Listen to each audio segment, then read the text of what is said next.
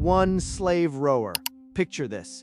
You're chained to a wooden bench inside a massive warship. No sunlight, no fresh air, just sweat, cramped muscles, and the constant sound of someone yelling, "Row, faster." Welcome to life as a slave rower. Slave rowers were common in ancient Greece, Rome, and later Mediterranean civilizations.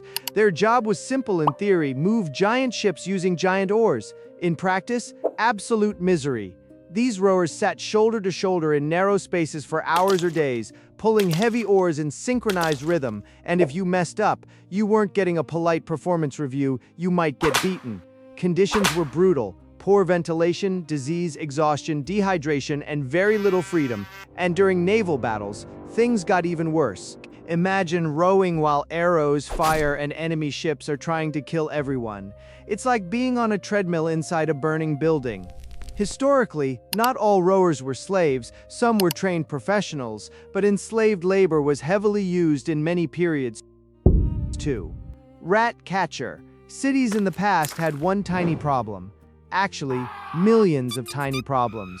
Rats were everywhere, in homes, markets, sewers, food storage. Basically, if humans existed somewhere, rats had already signed the lease.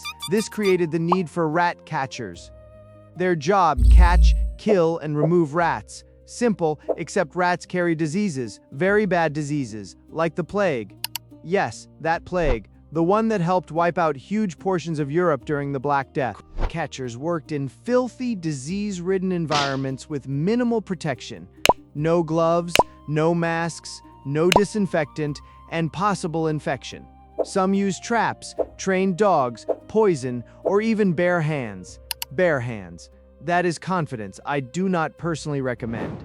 Rat catchers were essential for public health, but it was dangerous and disgusting work. Basically, pest control, but on nightmare difficulty. 3. Gong farmer. This job sounds weirdly peaceful. Gong farmer, like someone tending crops at sunrise. Nope. A gong farmer was someone who emptied human waste from cesspits and privies in medieval England. Yes, that was the job. The word gong referred to excrement, so no, this was not agricultural. These workers usually operated at night because, unsurprisingly, this was not considered socially glamorous. Their job was to dig out waste from pits beneath toilets and transport it away. By hand, buckets, shovels, darkness, terrible smell, endless regret. And because toxic gases built up in cesspits, some gong farmers literally died from suffocation. Imagine clocking into work and losing a fight to a toilet. Historically, despite the awful conditions, gong farmers were sometimes paid relatively well because almost nobody else wanted the job's supply and demand. Economics is fascinating and horrifying. 4. Body disposer. Before organized sanitation and funeral systems, someone had to deal with dead bodies. That someone was often a body disposer. Their job varied by culture and period, sometimes collecting plague victims, sometimes moving battlefield casualties, sometimes handling unclaimed corpses, and in periods of epidemic. This job became non-stop trauma. During disease outbreaks, body disposers moved through cities collecting the dead from homes and streets. No protective gear, minimal hygiene, maximum exposure. The psychological toll alone must have been crushing, and socially, many people avoided them due to fear of contamination.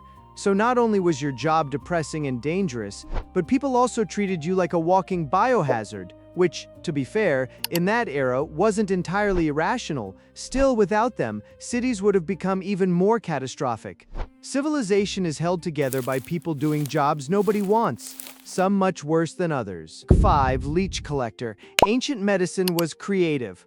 One major treatment involved bloodletting. The idea was that illness came from imbalances in bodily fluids, so doctors thought removing blood would restore health, and for this, they needed leeches.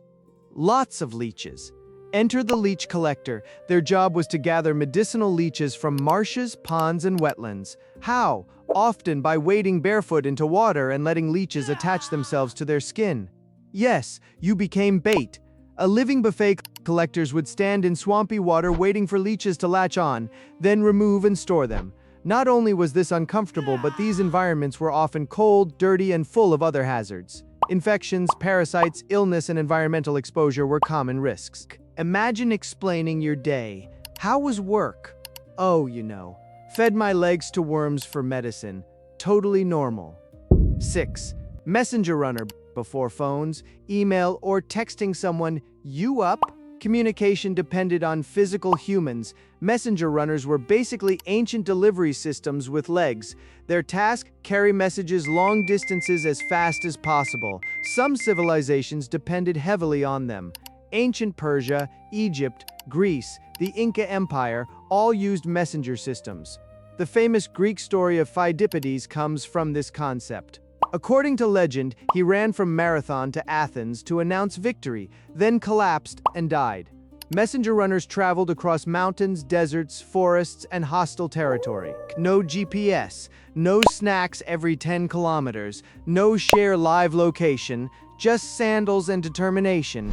And if your message was urgent, no pressure, just the fate of armies or governments depending on your cardio. So yes, marathons are literally inspired by a guy whose story ends badly. 7. Stone hauler. Before cranes, forklifts, trucks, or any machine that could save a human spine, there were stone haulers, and their job was exactly what it sounds like. Move enormous stones from one place to another. That's it. Just casually transporting blocks weighing anywhere from hundreds of kilograms to multiple tons, no big deal. Stone haulers were essential in ancient civilizations like construction of the pyramids of Giza, where massive limestone and granite blocks had to be moved over long distances. Also, in ancient Rome, Greece, and other civilizations building temples, roads, monuments, and fortifications.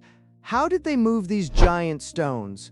Mostly with brute force. Ropes, wooden sledges, rollers, ramps, and a deeply concerning amount of human labor. And yet, without stone haulers, many of the ancient wonders people admire today simply wouldn't exist. 8. Tooth puller. Got a toothache in ancient times. Congratulations, your treatment plan was terrifying. Tooth pullers were early dental practitioners whose main solution to dental pain was simple: remove the tooth. That's it. No root canals, no precision, no numbing injections, just extraction. Sometimes in public, many tooth pullers worked in marketplaces, fairs, or streets, performing quick extractions for paying customers. Tools included forceps, pliers, hooks, and whatever else looked vaguely threatening, which was basically all of them. Pain management? Mostly non-existent.